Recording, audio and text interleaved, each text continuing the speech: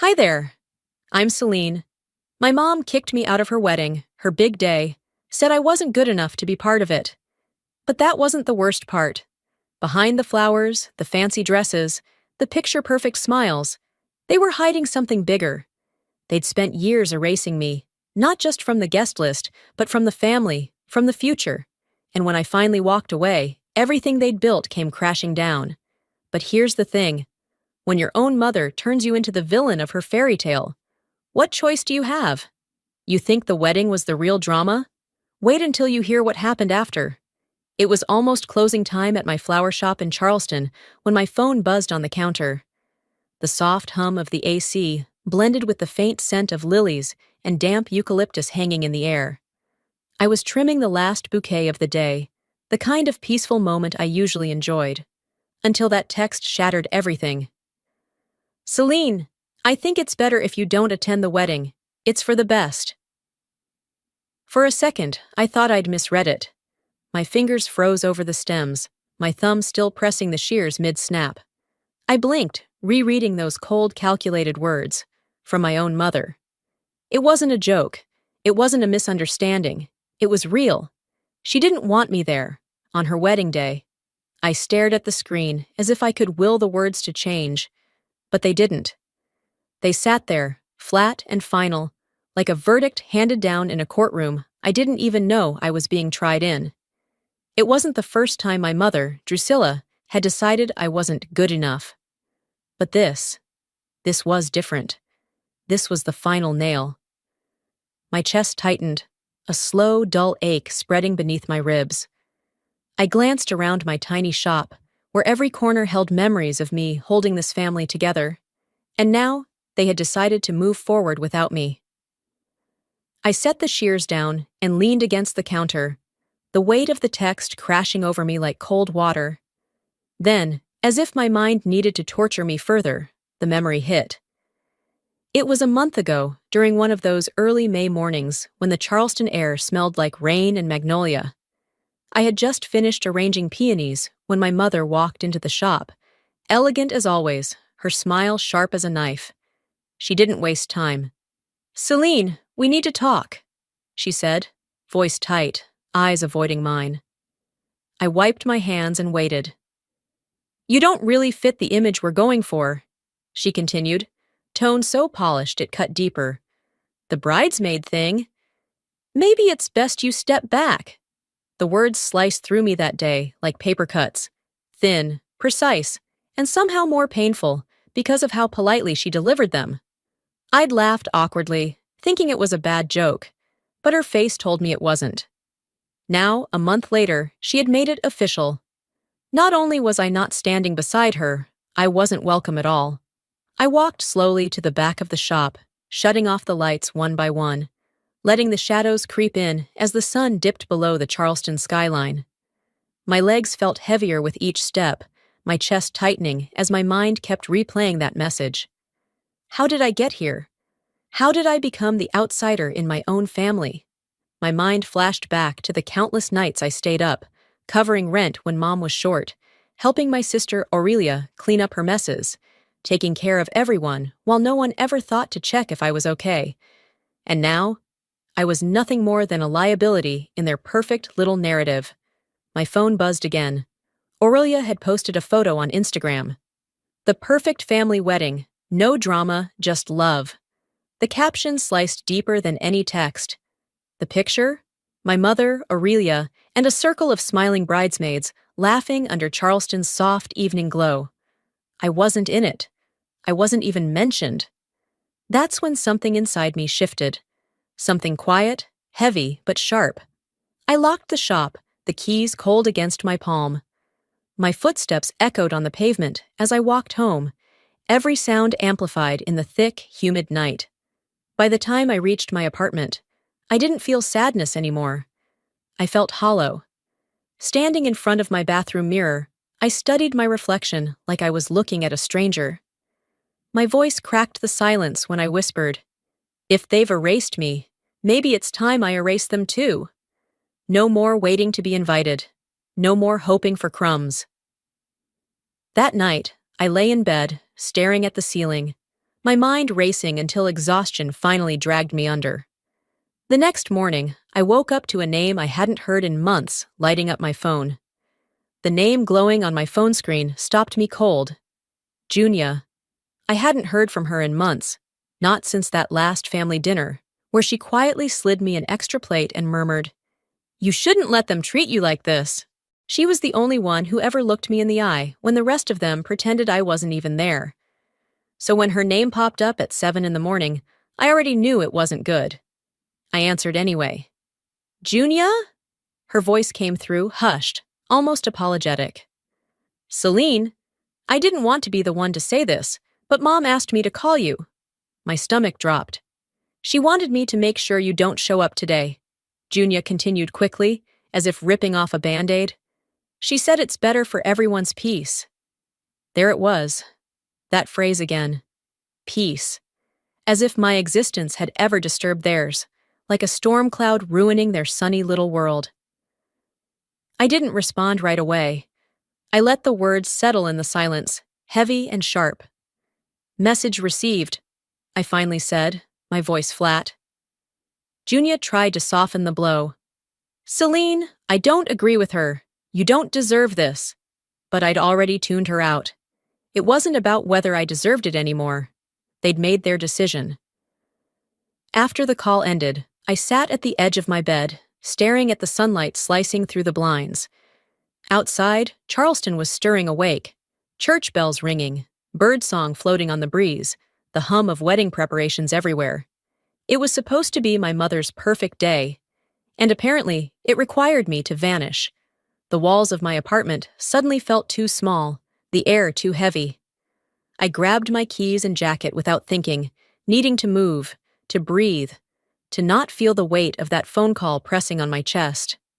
I drove aimlessly through the streets of Charleston, past tourists holding coffee cups, couples in pastel clothes, friends gathering for a celebration I was explicitly uninvited to. Every corner of this city held some memory of me. Every street whispered of the years I spent holding my family's pieces together. And now I wasn't even an afterthought. I don't know what made me do it, but before noon, I found myself parked across the street from the Belmont Hotel, the wedding venue. I had no intention of going inside, but curiosity is a cruel thing. It doesn't let you look away when you should. So I stood there, arms crossed tightly over my chest, and watched. Guests arrived in clusters, laughing, posing for photos. Everyone perfectly dressed, perfectly happy. And then I saw her. My mother. Drusilla moved through the crowd like a queen, her veil pinned perfectly, her smile rehearsed. She was speaking to the hotel manager, but her voice carried across the street, slicing through the morning like glass. "If she sets foot in here, throw her out. She's not family." She didn't say my name. She didn't have to. The words hit harder than I expected, like a punch to the ribs. I stood frozen on the sidewalk, watching her turn away like I was nothing but a shadow. After a few long minutes, I finally climbed back into my car, the numbness crawling over me like a second skin. I drove without direction, the streets of Charleston blurring past. Hours slipped away without me noticing. By the time the sun began to fall behind the skyline, I found myself at the waterfront. The boardwalk was nearly empty now, a few tourists lingering, the sound of seagulls fading into the breeze. I walked slowly toward the edge of the beach, the tide stretching out like something soft and cruel at the same time. And standing there, with the horizon burning gold in front of me, it finally hit me. They'd spent years carving out their perfect little world, and when I didn't fit their picture, they erased me. Fine. If they wanted me gone, I could disappear. But not on their terms. I took one long breath, letting the ocean air settle deep in my lungs. If they wanted me erased, I whispered to no one, I'll vanish, but on my own terms. That night, back in my apartment, the ache in my chest hadn't disappeared, but it felt different, heavier, sharper. And finally, I reached for the envelope Caspian had left me weeks ago, the one I'd ignored, unopened, because I wasn't ready to face whatever truth it carried. I broke the seal and unfolded the papers inside. and everything changed. I unfolded the envelope with the kind of care you'd give to something fragile, something dangerous. Caspian's handwriting stared back at me, clean, precise, almost clinical. Inside was a copy of a marriage contract. At first glance, it looked like any formal agreement. Typed lines, neat signatures, legal jargon designed to put people to sleep. But as I read, my pulse started to pound in my ears. There it was, buried deep in the clauses. Upon the completion of marriage, all shared assets, including the family estate and financial holdings, would fall solely under the control of Silas Wren, my mother's soon-to-be husband. A quiet breath slipped past my lips. I read it again, slower this time, tracing each word like I was peeling back the skin of a wound. My name wasn't there. Aurelia's name wasn't there. Only theirs, Drusilla and Silas, binding themselves together in a contract that effectively erased both her daughters from the picture. It wasn't just about the wedding anymore. This wasn't some emotional fallout or family spat. This was calculated. I leaned back on my sofa, the soft hum of the ceiling fan suddenly too loud in the silence. My mind swirled, images flashing, the cold text from Mom, Aurelia's picture-perfect Instagram post, the public rejection outside the Belmont Hotel. It wasn't personal, it was business. My phone buzzed again. I ignored it. I needed air. Pulling on a sweatshirt, I stepped outside into the Charleston night. The humidity clung to my skin like sweat, the streets mostly empty except for the occasional car rolling by. I walked without thinking, down streets I'd memorized over the years, until I reached the little cafe Caspian and I used to meet at after late shifts. That's when the memory hit. 2 weeks before the wedding, I had dropped by Mom's house to deliver floral samples she asked for. She wasn't home, but the front door was unlocked. I'd walked in, placed the samples on the kitchen counter, and noticed the study door slightly ajar. Out of habit, curiosity, or maybe something more, I peeked inside. That's when I saw it. That same marriage contract sitting on Silas's desk. It had caught my eye not because of the thick stack of legal papers, but because my mother's name was there, without mine or Aurelia's anywhere in sight. Back then, I hadn't thought much of it. I was used to being overlooked, but now, standing in the middle of an empty street, it all clicked like dominoes falling. Caspian's voice echoed in my head from a conversation weeks ago when he'd warned me. Celine, Silas did this before. 2 wives, both left with nothing but bills and heartbreak. I hadn't wanted to believe him then.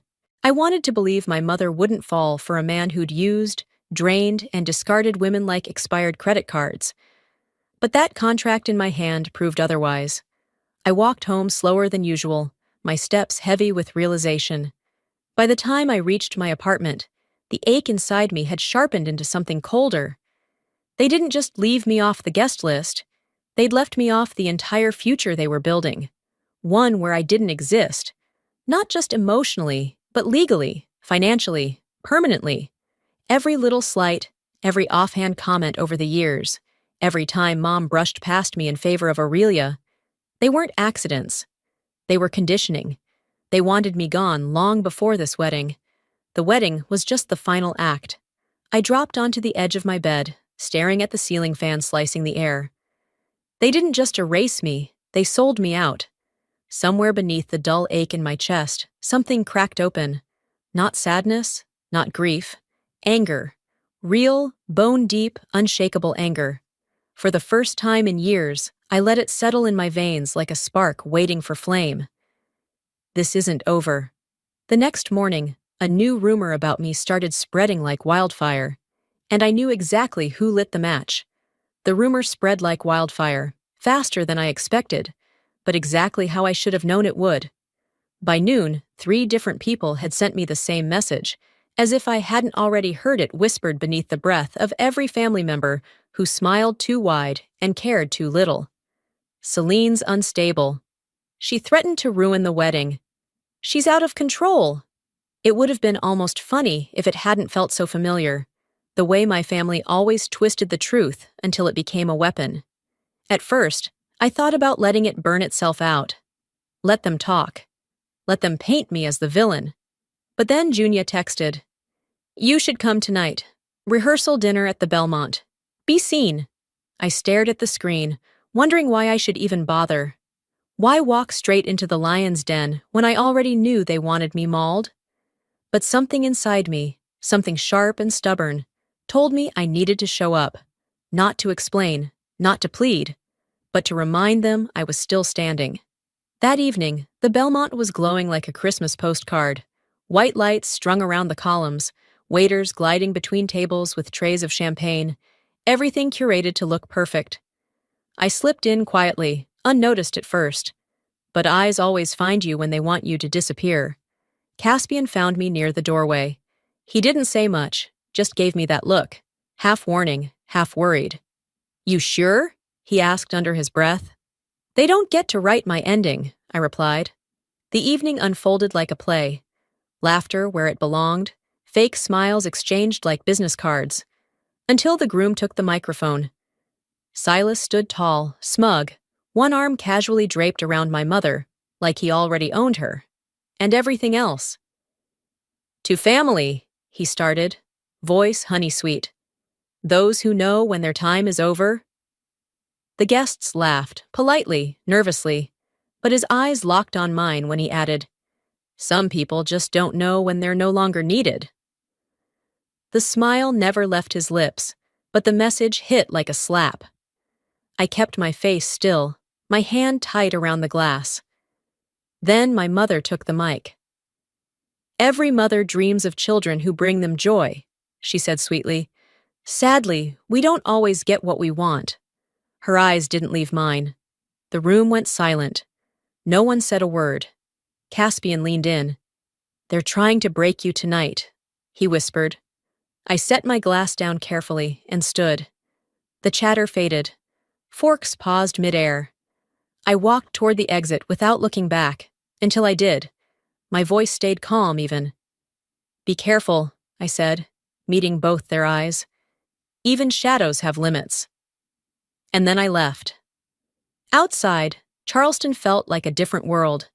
The hum of traffic, the quiet pulse of life moving forward like nothing had happened inside that ballroom. I kept walking, letting the air cool the weight pressing on my chest. At the corner, beneath the street lamp glow, I stopped and breathed it all in. That night, lying awake, staring at the ceiling, something inside me shifted. The next move would be mine. And this time, I wouldn't play nice. 3 days before the wedding, my phone lit up before sunrise. The city outside my window was still dark, the air heavy with the kind of stillness that only comes right before something terrible happens. When I reached for the phone, half expecting another empty apology or a cold demand, I found Caspian's name instead. His message was short. "Aurelia's telling people you're trying to ruin the wedding." I sat up, the weight of those words sinking straight to my stomach like a stone. Of course she was. It wasn't enough to exclude me. Now they needed to burn my name, too. I stared at the screen, rereading the message over and over as if it would suddenly make sense. It didn't. By mid-morning, I saw the evidence for myself. 2 posts, subtle, but clear enough if you knew how to read between the lines. One from one of Aurelia's friends. "Some people really can't stand seeing others happy." Another from a distant cousin. "Family drama is exhausting. Let people celebrate without your baggage." I didn't need a name tagged to know who they meant. I spent the next hour pacing the length of my living room, the same sentence rattling in my head like static. "She's telling everyone you're trying to ruin the wedding." It was the final push. Not Mom, not Silas, Aurelia, the person I thought would at least hesitate before driving the knife in. Before I could talk myself out of it, I dialed her number. She picked up after the second ring. "Celine," Aurelia said, voice cool like the static buzz of a radio signal I'd forgotten how to tune. "Why are you doing this?" I asked, skipping past the small talk, my throat tight with something dangerously close to grief. She didn't miss a beat. "You're jealous, Celine. You always have been." I blinked, the words slicing sharper than I expected. You hate seeing Mom happy, she continued, like she'd been rehearsing the line for weeks. You can't stand not being the center of attention. The laugh that escaped me wasn't soft. It was bitter, hollow. You really believe that? You can't help yourself, she said. You live for chaos. I swallowed the lump forming at the back of my throat, my hand tightening around the edge of the kitchen counter. She meant every word. She wasn't saying it to provoke me. She genuinely believed I was the villain in her story. We ended the call without resolution, her voice turning cold, mine turning to ice. That evening, after I closed the shop and the streets began to empty, my phone buzzed again. Aurelia, one message this time, no flourish, no pretense. If you really love Mom, you won't show up. Don't ruin her day. I stared at it longer than I should have, the words sinking into my bones like frostbite. If you really love Mom, as if love meant stepping aside quietly while they erased me. I set the phone down, walked to the window, and watched the city lights flicker in the distance. I'd spent years making myself smaller so they could feel big. I'd spent even longer hoping they'd eventually see me. But this wasn't misunderstanding anymore. It was strategy. I walked back to the counter, picked up my phone, and typed slowly, deliberately. If you keep pushing me out, don't be surprised when I stop staying quiet. I hit send and set the phone face down. Tomorrow, they'd understand what it meant when the quiet one finally spoke. The cafe was quiet when I arrived the next morning. One of those downtown places tucked between old brick buildings, smelling faintly of espresso and polished wood. The kind of place where no one paid attention to you unless you asked for it. Caspian was already there, seated at a corner table, a manila folder resting on the table like a loaded weapon. He glanced up when I walked in, and without a word, slid the folder toward me as I sat down. I pulled it open, expecting receipts or half-hearted gossip.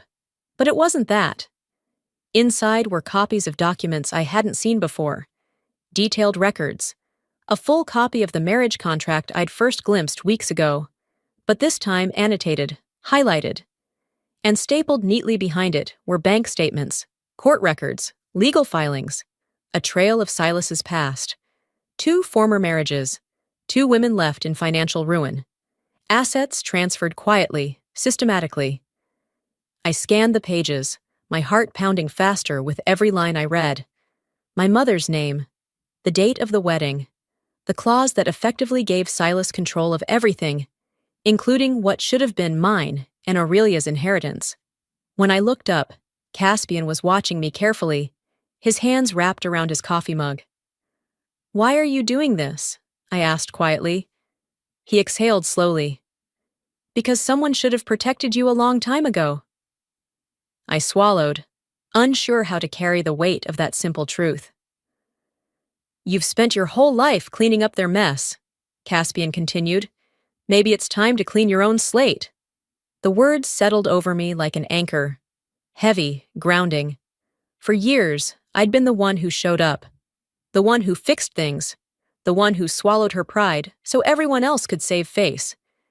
Maybe it was time to stop playing that part. I folded the folder closed carefully, like sealing something fragile, and stood. "Thank you," I said, meaning it. He nodded once. "Whatever you do next, don't do it for them. Do it for you." I left the cafe and walked back to my apartment, the folder clutched tight in my hands. The sun was high by then, the streets humming with people preparing for the wedding weekend. Delivery trucks, florists, caterers rushing in and out of venues. Charleston was dressing itself up for a show I was never supposed to be in. I sat down at my desk, opened my laptop, and stared at the screen for a long time. And then, without hesitation, I picked up the phone and called my family's lawyer. It took 3 rings before he answered, his voice formal but polite. "Celine? What can I do for you?" I told him everything. I sent him the documents Caspian had gathered, every highlighted line, every damning clause. I explained the pattern, the way it had happened before, the way it was happening again. When I finished, there was a long pause on the line. "You understand what you're asking me to do," he said carefully. I do. You're aware this could tear your family apart? I almost laughed. That ship had sailed a long time ago. I want this marriage stopped, I said calmly, and I want them to know exactly why. The lawyer hesitated. I can prepare an injunction, but it will cause a public scene. Good. Let it be public. Let the truth crawl out into the light. Before we ended the call, I added one last thing.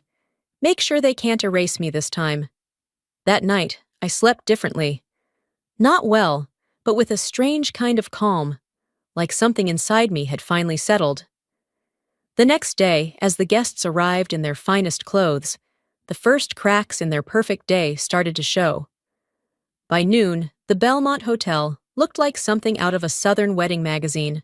Pristine white arches, silk ribbons fluttering in the breeze, and guests arriving in their finest clothes, sipping champagne, as if nothing in the world could possibly go wrong. But I knew better.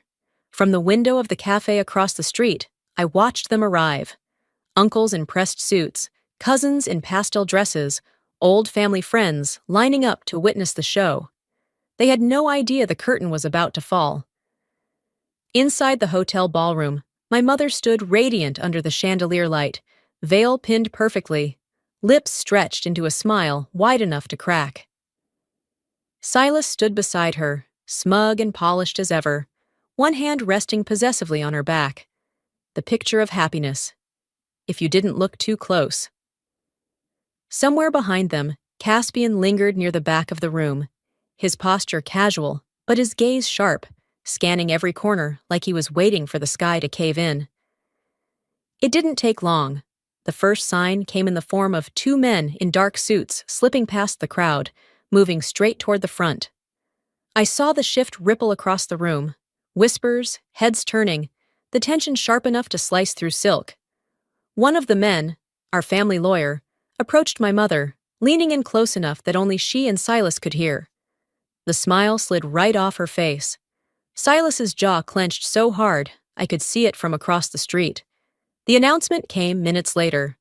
The wedding ceremony had been temporarily delayed due to unforeseen legal circumstances. I almost laughed at how politely they phrased it, as if this wasn't a bomb dropped in the middle of their perfect day. The whispers spread like wildfire. By the time I crossed the street and slipped quietly into the hotel lobby, the ballroom was already unraveling. Guests shuffled uneasily, murmuring behind cupped hands.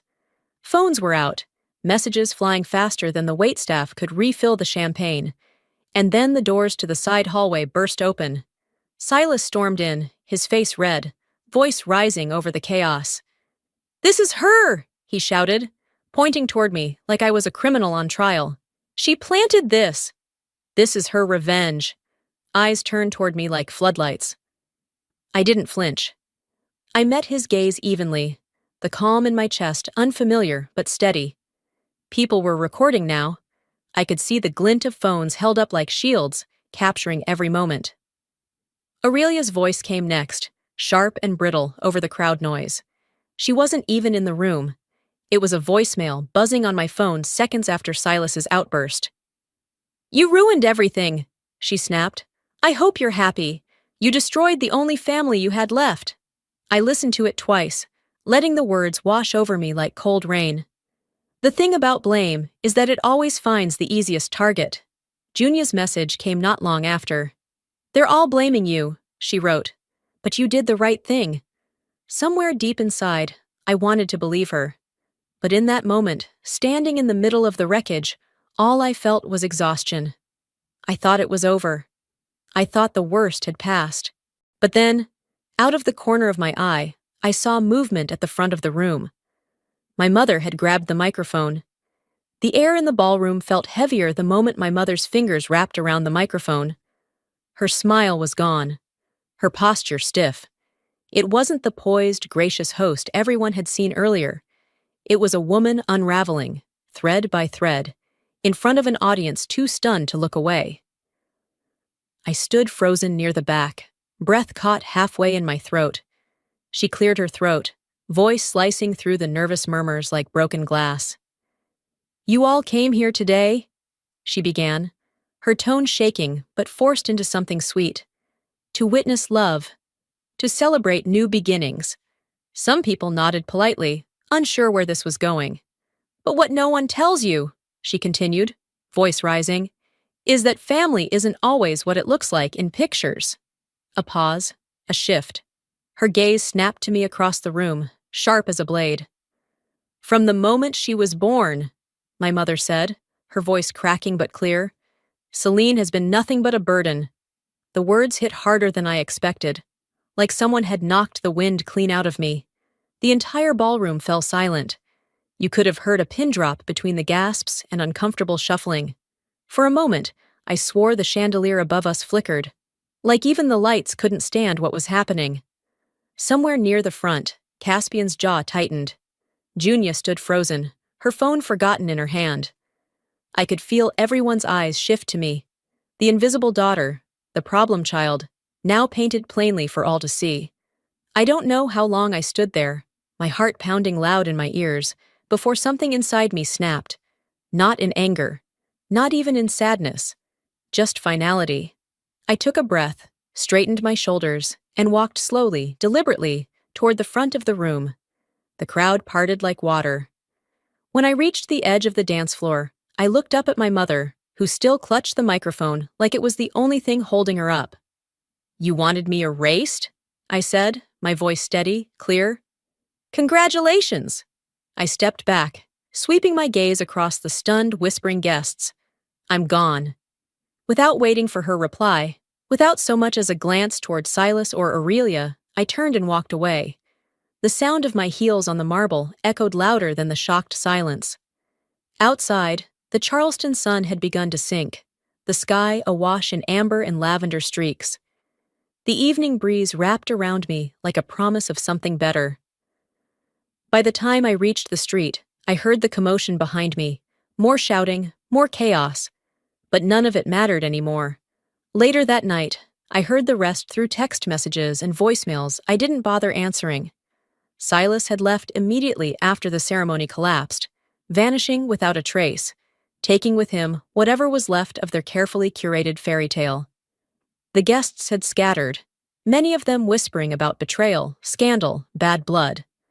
My mother's phone, according to Junia, had been ringing nonstop with reporters, relatives, friends who suddenly didn't want to be associated with the disaster.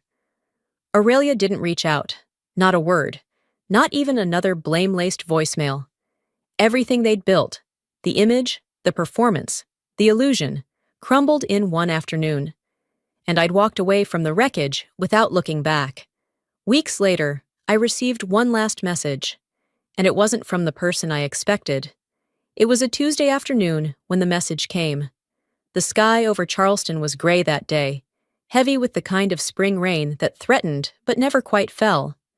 I was sorting through invoices at my desk, half listening to a podcast playing low in the background, when my phone buzzed against the wooden surface. It was from Aurelia. I stared at the screen for a long moment before opening it. "Mom's not doing well. She keeps talking about you." That was all it said. No apology, no anger, no punctuation. Just a sentence hanging like an unfinished thought. I set the phone down and leaned back, feeling the weight of those words settle in my chest like wet sand. For weeks after the wedding collapsed, I hadn't heard a thing from either of them. I thought that silence was the end. Apparently, it wasn't. That evening, I met Caspian at a small bar near the waterfront. He slid into the booth across from me, a file tucked beneath his arm. Without a word, he passed it over.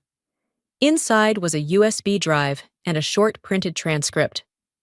"One of the old housekeepers sent this to me," he explained quietly. "She thought you should know." I plugged the drive into my laptop when I got home. The recording wasn't long, just under 3 minutes, but it felt like a punch to the stomach. My mother's voice, unmistakable, cold as ice, even on tape. "Celine's unstable. She ruins everything she touches. That's why I had to keep her away."